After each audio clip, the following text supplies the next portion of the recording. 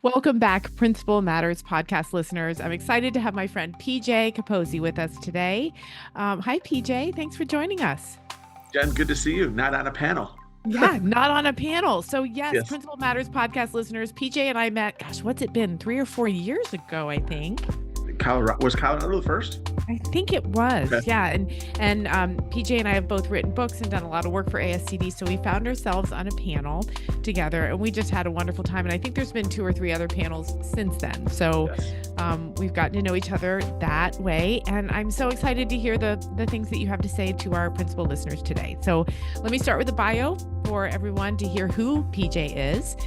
Besides a dynamic speaker and transformational leader and educator, PJ began his career as an award-winning teacher in the inner city of Chicago and has subsequently led significant change in every administrative post he has held. Became a principal at the young age of 28, and within 3 years was able to lead a small town rural school, historically achieving near the bottom of its county to multiple national recognitions. After 4 years, PJ moved to his current district, Meridian.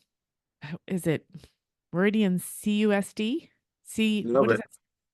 Community Unit School District. Okay, 223 as superintendent, and has led a similar turnaround leading to multiple national recognitions for multiple different efforts.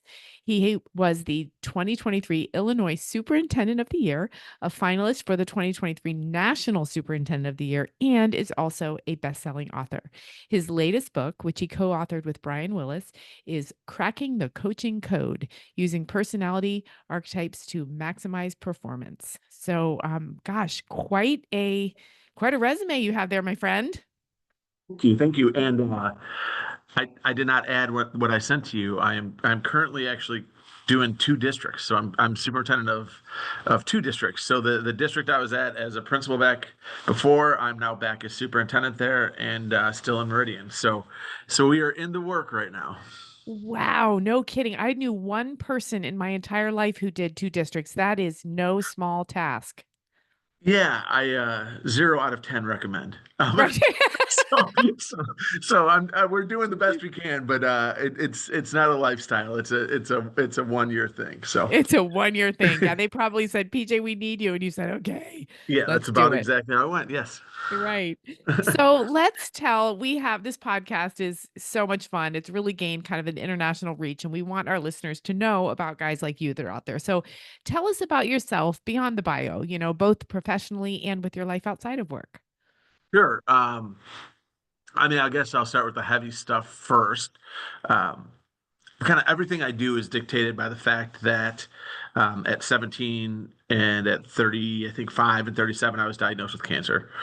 So I go really exceptionally, sometimes problematically hard at everything I do, just based on this like core belief that our life is a finite resource. And I laugh all the time because we had half day kindergarten when I was little, and my mom would watch Days of Our Lives when I'd get home. And it was like Oh, through the sands of the hourglass, these are the days of our lives.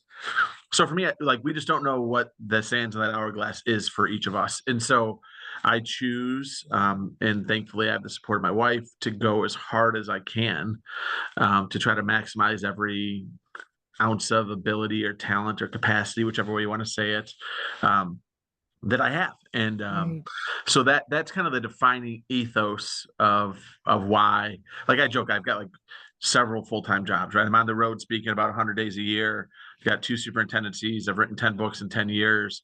I teach at 3 or 4 universities, like, and all of that is intentional, right? Like, people are like, why don't you just say no? Like, I don't want to, right? Like, I want as full of a life as possible, both on the professional side, and then I'm very fortunate that I've got a wife and a family that supports me pursuing my dreams. Um, and so I've got a wife and 4 kids. One's a freshman in college, a senior, and then twin 10-year-olds. And my wife works in one of my districts, which is an interesting complication. Um, Right. But like, I'm actually very fortunate. She's like, her date is incredible, so it's buoying like the whole health of the Right. district. But still my wife, right? Like, it's still, Right. it's harder for her than it is me, right? Because I don't eat in the lunchroom, so no one's got to be quiet around me. But I feel like it's hard for her. But so together Right. we're kind of an education family. Two of the four kids want to go into the family business. It's kind of what we do. You know, when I first met you, I knew all the things that you were kind of doing, and then you said you had 4 kids and you ended with the twins, and I thought, "My lord, how does this guy have this much energy?" So, first of all, tell our listeners, are you healthy now with the after the cancer Yes, scares? yes. So in full remission of all three of the different calamities that have Wow. gone through, and I'm past the 5-year mark in all of them, which is the typical fear point. Right. So it's interesting, like, just to give context to that, is in what happens with cancer a lot of times is the treatments are harsh, right? So I had the first cancer, which just happens, but then my second and third cancers were from the treatment for the first cancer, right? And so Right. um, hopefully it's not like I just have some weird genetic predisposition to getting cancer. So hopefully now those are remedied, and Right. we can keep moving forward. So you do a lot, and I know that our listeners are going to be thinking, how in the world does he have the energy and the time management to do all of that? So answer that question for us. So time management is actually probably what I consult and present most on. So it's near and dear to my heart, and I can get into some details on that. Um, But I always say that I think I do less than most people, which is why I'm successful. So, like, as a superintendent, I feel like I do fewer things than almost all of my superintendent buddies. Like, when they call and they're like, "I'm so stressed out about this or that," and like, those are things that like I just don't do. Mhm. Because I think like one of the core tenets that a lot of people that talk on time management talk about is kind of Pareto's principle, right? That 20% of the work yields 80% of the results. What I find that I have a skill at, both in my own work and then in consulting, is trying to figure out like what that 20% is and doubling down on it, and then getting the results, and then not caring as much about the other 80% of the fluff that people tend to fit into their day. So I'd say that like that is my definitive strength, is doing less better Right. than most people, and not trying to do more. Um, the Right. the long thesis of what time management looks like for me is like, I always view it the same way as a diet. Like, we all know what it would take to have a six pack again, right? Like, and we just would need to consume less and move more. Like, it's not a complicated formula. And I kind of view time management very similarly, but I think it's complicated because I think three things are in constant competition, and most people don't have the courage to talk about any of those three. I think one is our own ego demands. The second is whatever the societal norms are that we've assigned to ourselves. Like, this is what we do as a dad. This is what a good mom looks like. And then we also have our kind of, I believe in, and that we all have this inner Maslow, like this desire to be great. And those three things fight in different directions. And so if we're unwilling to have the conversation internally and with the people we love the most about figuring out what our ego demand is compared to what our societal norms are telling us we should be doing, compared to what that inner drive for greatness is, then of course we're going to be scattered, and time's going to be all over the place because we're serving three different needs at once. And the key to that is really, for me, if where I have found success and joy is that those three things point in the same direction for me. So I'm not fighting three different battles. I'm just fighting one, which allows me to be productive in the time that I'm here. So, listeners, I want you to rewind and listen to that all again. I think that's really critical for people to understand, is if your 3 buckets are all kind of splashing all over each other and they're not working in the same direction, that's where the exhaustion, the burnout, the stress is. And I agree with you. I will work with principals. That's primarily where I focus, and they are so stretched so thin, and I will say, "Okay, let's do a time study. Where are you spending your time?" And I'm with you. Sometimes I'm like, "Why are you doing that? That shouldn't be on your plate at all. That belongs on somebody else's plate." I mean, so there's so many things that we have just accepted as the way we should do things, that I just encourage everyone to like just be a little bit cynical, maybe even stubborn before you accept something. So I'm not saying just to like be essential negative. Like I don't think that helps organizations, but we've just blanket accepted that open door policy is a good thing. Like, Preach. Yes. And not like so. what are we talking about? So like if I asked any principal and said, "Hey, would you ever feel comfortable walking in to Miss Talbert's science period, second period, and talking to her for 10 minutes about the copier or her kid's soccer game?" And they look at me like I'm crazy. I'm like, you let 57 teachers throughout the course of the week take 10 to 15 minutes about that all the time because you want to have an open door policy. And so, like, when we break down like what an open door policy is supposed to be, it's for access. And I do believe my staff deserve access to me, and I believe they deserve it within 24 hours. And I believe that's my duty. But they also don't get to dictate my schedule. Like, so I don't believe in open door policy. I believe in an open calendar policy. Here's my calendar, find a spot. But you don't get like, but we've just decided open door policy works. And like, there's zero research to support that. And the same people that have like open door policies, when they do their 360 surveys or whatever feedback they get, there's still people that don't think they're accessible enough. Even though, Exactly. so like, are we being thoughtful in the approach? Because if we're not being thoughtful, then we are going to try to do everything and end up doing nothing well. Well, exactly. I think people mistake availability for all access. We want to be available, but that doesn't mean it has to be all access. And I've stood in front of principal groups before and said, "Oh my gosh, I love my door because I like to close it because then I can really get some things done." And I will hear audible gasps from the room because you're right. We've been programmed to think our door has to be open and anybody can stop in any time with their thing and interrupt our flow of work. And I agree. I think I think that can really chip away at our productivity and our availability. And our joy. Like, Yeah. there's an aspect of it too. I used to, before my principals got used to this, because I would preach this and then they would like not in agreement, but not change. Right. And so I would schedule meetings with them in district office and then show up and be like, "All right, this is just your time to work." And they're like, "What?" And I'm like, "We don't have a meeting. Like, this is just to force you to not be stressed out this weekend. So now you have 90 minutes on this Friday, get stuff done. No one's going to bother Right. you. You're here. No one's going to call you because they know that you're with the boss. And now you're good. Get some stuff done." Right. And they would look at me shocked. Like, I'm like, "You could do this in your office, but since you're Right. unwilling, I am now going to force you to do it." And then Right. they'd walk out and I'd get texts like on Sunday, "This is the best weekend I've had in whatever." Like, yes, like it's Exactly. okay. We can do that.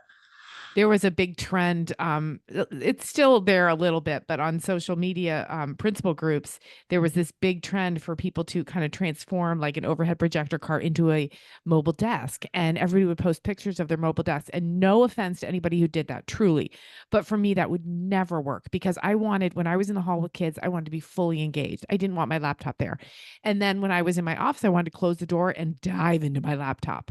So I think that's what it's about. If you're spread way too thin trying to be everything to everybody all the time, then you're nothing to nobody most of the time.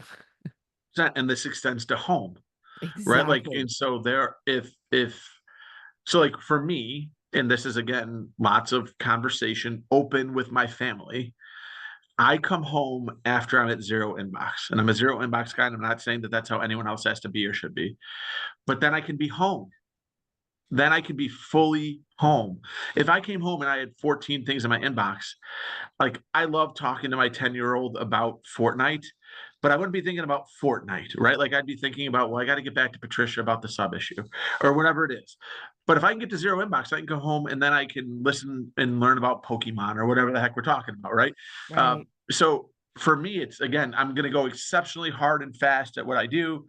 And then I'm going to jump into a different bucket. And then I'm going to go hard and fast in that so that I can, and when I do that, like I find like whatever the ephemeral joy quotient to be goes up. Like I like work, like, and I'm very fortunate. I really like it, but I also really, really, really like my family. Like the pandemic taught me, like I always joke when I talk about my wife, when I speak, like I knew I loved her, but it was nice to find out I liked her again. Like that we Right. liked each other. Like the pandemic taught us that we had enough time. Like, oh, like she's pretty cool. Like I'm glad that she chose me. Right. Um, Right. and so I like being home too, but I don't want to do both together because I'm going to do neither well. And so it like there's not a system, but there's a philosophy, right? Like whatever system, what might work for Jen might not work for me, but the philosophy is the same, right? Like it's let's go as hard as we can, do it, be focused, be thoughtful. Don't just accept leadership colloquialisms as truth, and then make the decision for yourself. Well, and I love that you said it's different for PJ as it is for Jen, as it is for, the guy down the hall or the street or next county over. We are all different. But I hear from so many principals that they really struggle at home to turn off work. And I know for me to do it, it takes a lot of self-talk. I have to say, Jen, there are no emails that you need to answer. Jen, the world will keep going if you walk away for these 12 hours and really look your kid in the eye. So does it take, I guess what I'm asking, do you feel like this is a skill? Have you trained yourself to be Pokemon guy when it's time for Pokemon? Or are your buckets so incredibly distinct and separate that it's easy for you to do? So like I know that if I'm not at zero inbox, I can't focus on it. Like I just know. Now, do I have to stay at zero inbox? No, because I know that if I leave at 4 or 5 or 6 or 7, whatever the day is, right? Each day is different at zero, and I wake up super early at 4 a.m. Between 7 and 4, there's not an emergency. Between 6 and 4, there's not. And if there is no call, it's not going to be an email. So then Right. I can just turn off that part of my brain, and I can sleep well, and I can parent, and I can and do those things. But I've got to get to the zero inbox. And Right. if not, then I struggle. Like my wife laughs because I wrote my first book on our honeymoon, like very romantic, right? Right. But like on our vacations, I have to work or I get anxiety. Now, I think that's a terrible strategy. Like, I'm not recommending that to anybody, but I've Right. done the work and I've had the conversations with my wife to know that's how I am. So I wake up early no matter what. So between 5 and 8, if my family's sleeping and I work and therefore I can relax from 8 until midnight with them, that is the best possible time I could spend. But if I pretended not to be worried about work, that 8 to midnight with my family wouldn't be good. Right. So part of this is like I think we just tell ourselves lies. Like, and I learned this through a very frank conversation with my boys when they were like 11 or 12 years old, because they told me that to be a better dad, I should play video games with them.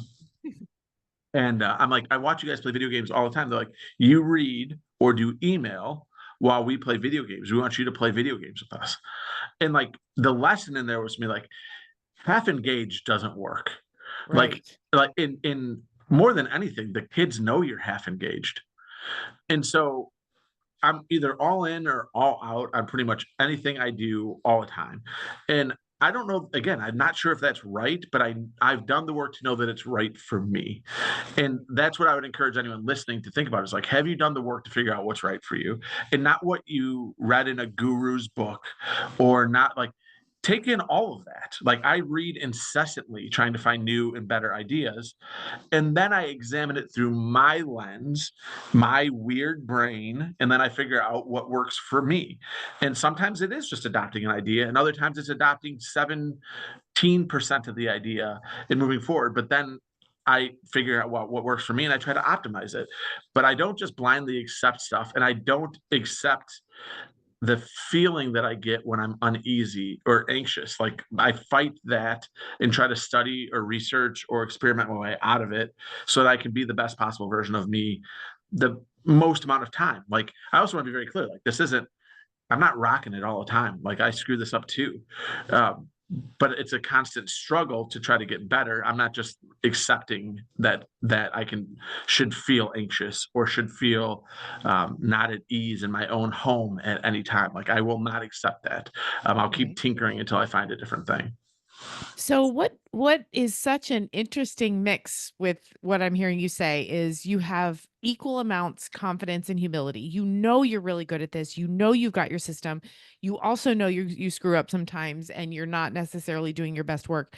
What I love though most about what you just said is you read, you absorb, you listen, and you give yourself permission to discard the stuff that won't work for you. I see so many principals who are like, I'm looking for the answer. If I can just find the right book or the edgy celebrity or the whatever, the Facebook post that tells me how to do this better. And I think what you're saying is you have to be critical about all of that advice, so to speak, and really truly find what works for you. Oh, it was right before we jumped on. I was meeting with Doug Reeves, and Doug, edgy celebrity, like OG edgy celebrity, right? Like Right. like pre-Twitter edgy celebrity. Um, and one of my favorite slides when he speaks, and he's a researcher. Like Doug is not like a keynote presenter, edutainer guy. He's a researcher that happens to give keynotes, right? And so my favorite slide when he talks about like what does research actually mean? And like is there truth? And so the highest level of research, like as he explains, which I think is just a simple way, but it sticks for me always, is what does the preponderance of evidence say? And that's the like the highest form of research if the preponderance of evidence agrees. And I love that it's said that way because it still leaves room to say that what the preponderance of evidence says might not work for you because it's not saying it's a universal truth. It's just saying the preponderance of evidence would indicate this is what you should do. So when I read stuff, that's kind of the lens at which I look at it through. It's like, this is great. If the preponderance of evidence says this is what's going to work, I should attempt it. But I also can say, like, I might be that 18% it doesn't work for, which is cool. I think that we have almost a duty to keep improving and staying unfinished and keep working and grinding. But then also to be like, yeah, this works, or this doesn't work for a lot of people, but it works for me. And to have the barometer and the confidence to be like, yeah, that like this is a great idea, not for me. Right. This is an average idea that really works great for me, so I'm going to double down on it. Like that to me is part of growing as a professional, growing as a human being to figure that out. Right. Well, and giving yourself permission to discard things, like I said earlier, I think there's a lot of guilt. Principals carry a lot of guilt because first of all, they think they have to be perfect all the time. And second of all, there's so many advice givers out there for principals. I'm one of them, you're one of them. A lot of people are saying, "Hey, try this, try this." And I think sometimes it's okay to go, "You know what? That would never work for me." Or, "I tried that and it was a disaster." And then just let it go, right? Just let it go. The most everyone that you look at that's super highly successful, and again, I'm saying maybe not even in the authentic sense, maybe truly highly successful, but I'm saying looks good on the internet, successful is kind of is usually someone who has exploited a niche. Like it's not necessarily that everything is crushing it. They might, but they're very good at a thing, or their school is very good at a thing. It's not that they're the perfect educator, right? It's Right. not that they're the perfect person. Like it's just they're good at a thing that they've doubled and tripled down on, and this is what works for them. And that's okay. Like I don't know the perfect educator, haven't met him, right? Like and even when you think you do, then you start asking questions. You're like, maybe, well, like, so like, I'm not trying to be the perfect educator. I'm trying to figure out what I'm very good at, right? Like, some of like, I believe that I'm good at seeing systems, I'm good at finding efficiencies, and I'm willing to have conversations that most people would shudder at having, right? Like, those are the things that I like. So that's what I do all day. Is I try to improve and lean out our systems so that we can have it. And I try to have conversations with people to inspire them, but also to call out some toxic or negative behaviors that most people wouldn't. And that's what I do because that's what I know that I'm good at. There are probably thousands of superintendents in the country that are better at having deep, detailed curricular instructional conversations than I am. And I'm not spending thousands of hours to become as good as them at that. I am not. Like I am dangerous and I can help most people with curriculum, but I'm not an expert. And Mhm. I don't have a desire to be an expert because I don't know that it makes me better at my job if I'm an expert there as well. And principals want to do all of those things to all of those people. And if not, then who are they to be in the position with like this dramatic imposter syndrome? Uh, are you helping people get better every day? Are you Right. helping kids get better every day? Are you creating systems that support kids? You're doing that, you're probably crushing. But like, double down on the strength. Let's not try to be generalists. Like, Right. let's be absolutely amazing at things we're amazing at. And the rest, like, if you create a team and you build leaders around you, they're going to suck up all of the mess that you're leaving behind and the things you're not perfect in. I just want to say amen, because I've been saying to a lot of principals in the work I'm doing how wrong I was when I bought into the idea that was fed to me. That phrase, hire good people and get out of their way. I thought that was really, really true. And then I started to see really, really good people who are collapsing under bad systems. And I realized actually systems should come before people, because good people suffocate if a system isn't there to help them be their best. So tell us a little bit more about that. You say you're a systems guy. How did you get to be a systems guy, and why does it matter so much? Um, so it's actually interesting. In my interview to become a superintendent, I was 30 years old. I was taking over a district that had 5 soups, and I was the 5th soup in 3 years. So it was in chaos. Wow. Um, and I told them in the interview I was a systems thinker. And I would have, like, I kind of see the world in a flow chart, right? Like everything kind of, like, that's kind of how my brain naturally works. And then I got into this district and I was like, whoa, like, I didn't know where to start. Like, I didn't have, like, I think I'm pretty decent at systems, but this needed someone like smarter than me to figure out what the system was. Like, I just didn't know where to start. It was so broken. And so I started going to a bunch of professional development on it and reading, and trying to find like how, like, I needed to grow in order to do it. And I found the Baldrige framework for educational excellence. And so if you've been around education long enough, that name is familiar because it was trendy in the 80s and early 90s and was federally funded. And there's a lot of grants if you would try to do it. And then it just became not trendy anymore. But it still exists. And I'm here to say it's the most valuable professional development that I've ever done. And so you can become like a certified Baldrige trainer and evaluator. And so I became an evaluator. And then I went into places like hospitals and evaluated their systems. And all of a sudden, like, systems made sense to me when I looked at it outside the educational space.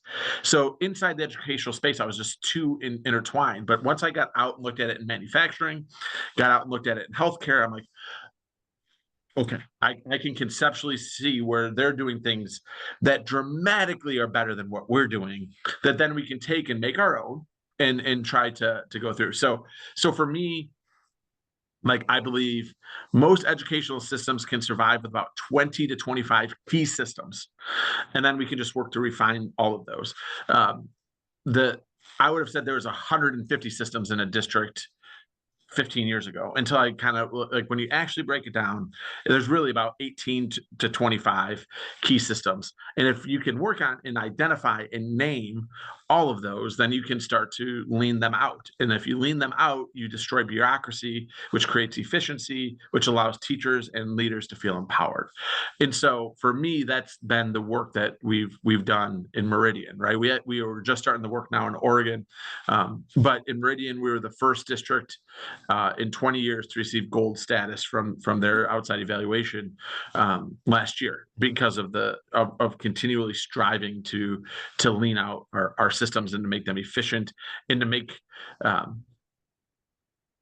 everything one thing. And so, like, that was the biggest compliment I ever got.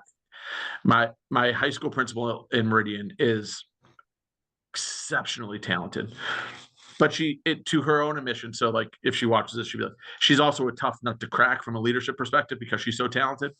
Right. And about 5 years in, she's like, I get it now. And I'm like, what do you get? She's like, it's all the same thing.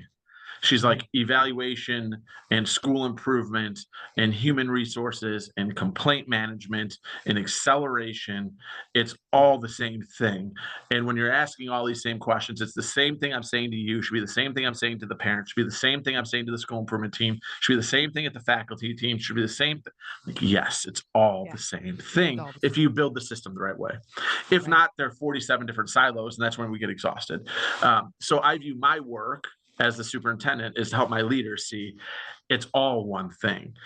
Now it's a big circle and there's different parts of it, but the more that we can make that instead of a 20-headed Venn diagram, and we can close that into one circle, that's my work as a superintendent. And if I do that, I've created the efficiencies for them to be amazing. So it strikes me too, many of the principals listening might say, well, gosh, I wish I had a superintendent that was willing to simplify systems from 200 down to 25. What power do principals have? And you jumped into a principal role at 28, so you know this. When a principal feels bogged down by too many systems or too many complicated systems, what can they do at the building level to eliminate or simplify systems for their teachers? Yeah, so I think there's probably two answers that are kind of almost binary in this. There just are some districts and some superintendents that just overload stuff to a point of where you're drinking from a fire hose, and it's just so much. It's hard to do. And like I, I have one quick strategy that you can sort of use, but it doesn't really answer the question because that's just hard. And you typically find this in affluent districts with huge district office, because then every assistant superintendent or chief feels like there has to be one or two things coming from them to earn their keep, and it just becomes a ton. But one of the things I do when I consult and go in and do buildings like this is we just do, and I call it an initiative purge. And we write everything down that has been initiated in the last 5 years. And A, that's cathartic, right? Like for the teachers to get it out. But B, then we group them under families, right? And so even in those districts, it usually ends up being 4 or 5 things. Now, that might look, there might be 18 steps to the one thing, right? But usually it goes under like, yeah, what we're actually trying to do is improve ELA performance, like in this and this and this and that, but it's all under this umbrella. Whereas if we don't do that, it just can feel very, very disjointed. For the people that don't work in districts like that, for me, like, have you done the mental work to try to connect the dots? Because not all the times, like, is someone going to do it for you. So like, I used to get I remember having a battle with one of my grad school professors over mission statements. Right. Oh, Lord. Because they kept talking to me about like the importance of mission statements. And I'm like I looked, like every school has one and some of them are still pretty bad. So like, I don't think this is the key to like unlocking whatever.